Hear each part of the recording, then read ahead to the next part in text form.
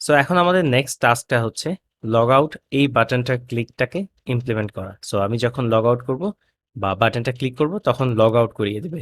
So প্ল্যানটা হচ্ছে আমার এইটা ডিলিট করে দেয়া, দেন আগের পেজটাতে বা যেটা লগ ইন স্ক্রিন ছিল, লগ ইন পেজ ছিল, সেইটাতে রিডাইরেক্ট করে দেয়া। আমরা যদি আবার কোডে যাই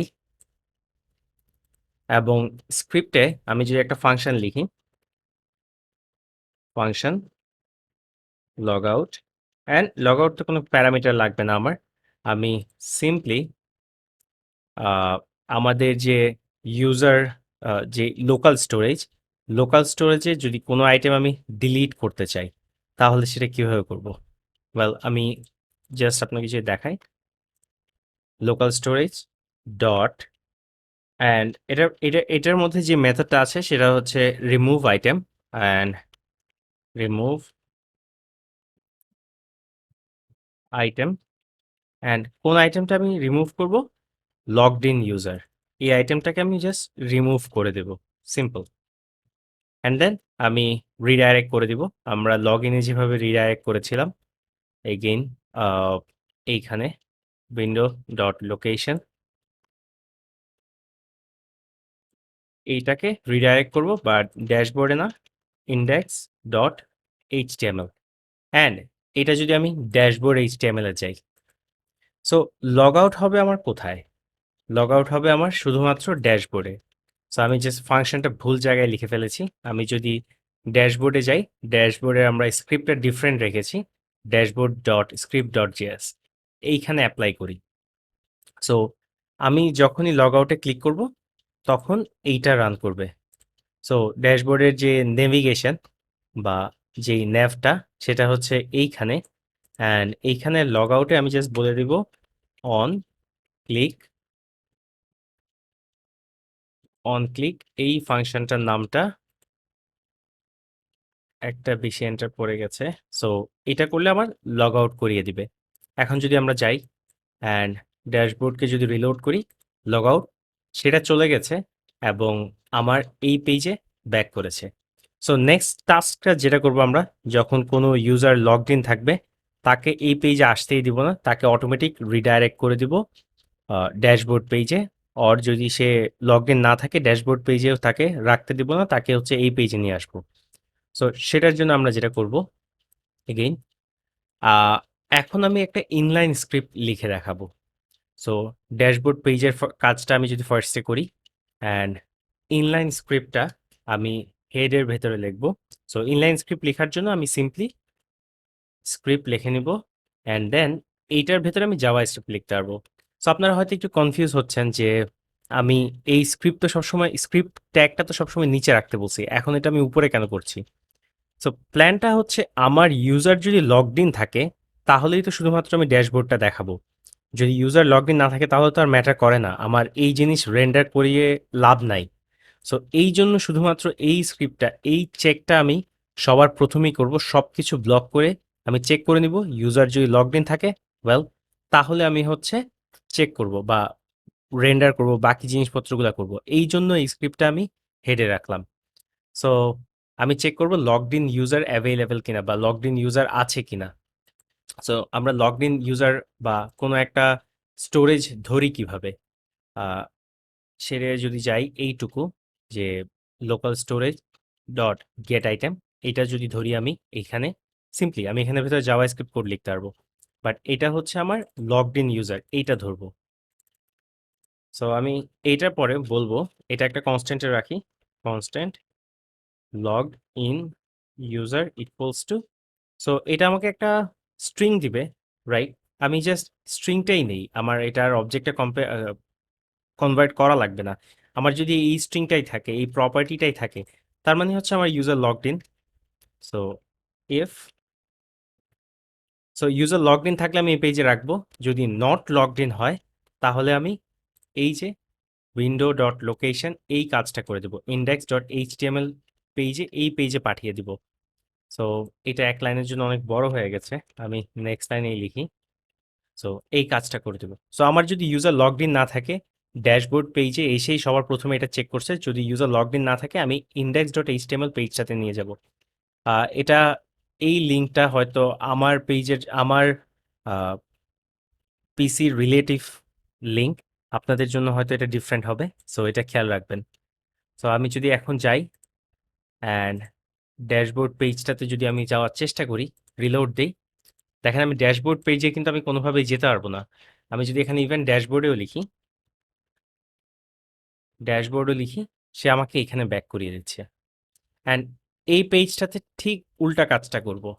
আমি এইটুকু স্ক্রিপ্ট কপি করে নিয়ে যাই, আমি index.html এর হেডে যাই অ্যান্ড টাইটেলের পরেই এইটা দিই।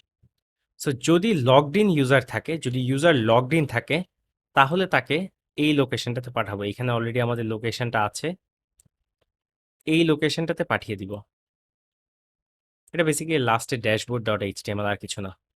সো ইউজার যখন লগড ইন থাকবে, এখন আর আমার এই রেজিস্টার বা লগ ইন এই পেজে আমি আসতে আসতে পারবো না।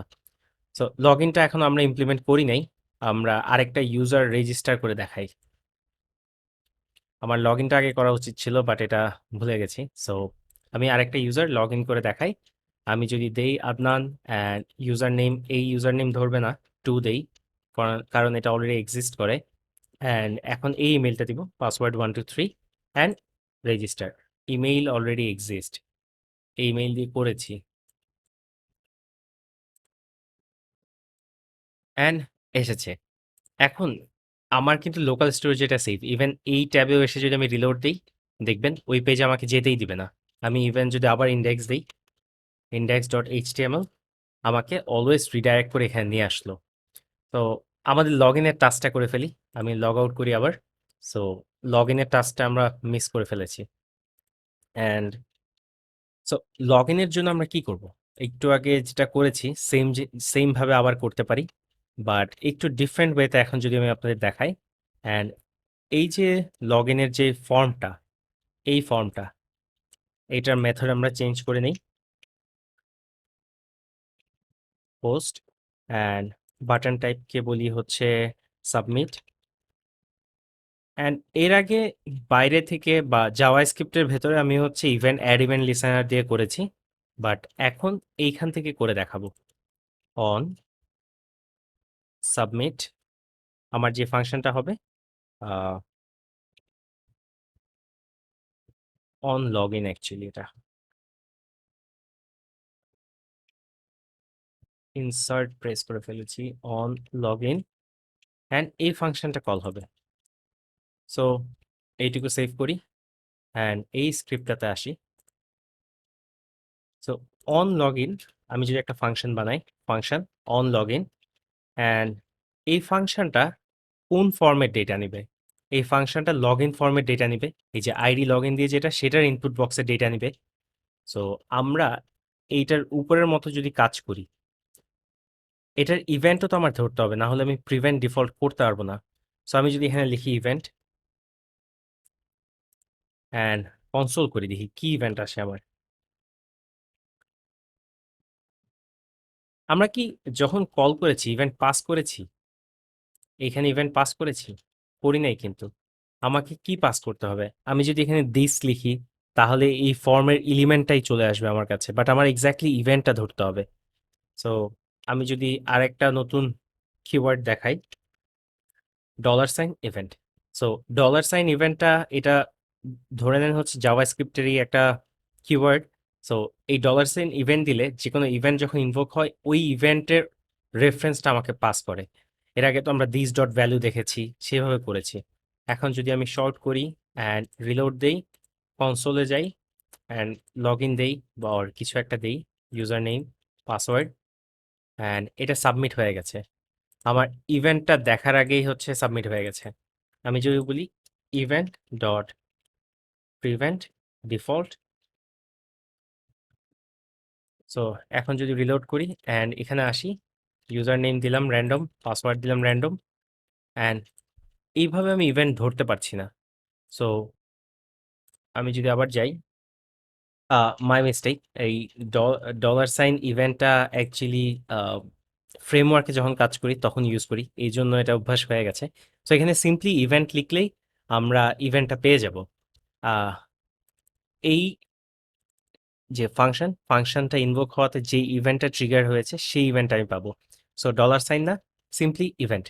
অ্যান্ড আমি যদি এখন এটা রিলোড করি অ্যান্ড রেজিস্টার পেজ না, লগ ইন পেজ, ব্ল্যাঙ্ক, এটা দিতে পারবো না, কোনো একটা পাসওয়ার্ড দিই, অন সাবমিট, এই সাবমিট ইভেন্টটা আমি প্রিভেন্ট ডিফল্ট ওখানে করে রেখেছি। সো এই ইভেন্টটা যখন আসলো আমার কাছে, প্রিভেন্ট ডিফল্ট করেছি, এরপর আমাকে এই ফর্মটা ধরতে হবে, ধরে এই ফর্মের ইনপুটগুলো নিতে হবে। সো আমি যদি লগ ইন এলিমেন্ট ধরি, লগ ইন এলিমেন্ট থেকে কাজ করতে পারবো। আবার এটা যদি একটু মনে করে দেখি, এইটা ধরেছিলাম শুধুমাত্র আমরা অ্যাড ইভেন্ট লিসেনার করার জন্য। সো এখন আর আমার এটা লাগবে না, আমি এই কাজটা করব, ইনপুটগুলো নিব, বাট এটা রেজিস্টার এলিমেন্ট না, লগ ইন এলিমেন্ট থেকে নিব। অ্যান্ড এটা নিব হচ্ছে log in LM, and log in এলিমেন্টের ট্যাগ নেম দিয়ে ইনপুটগুলো আমি ধরলাম।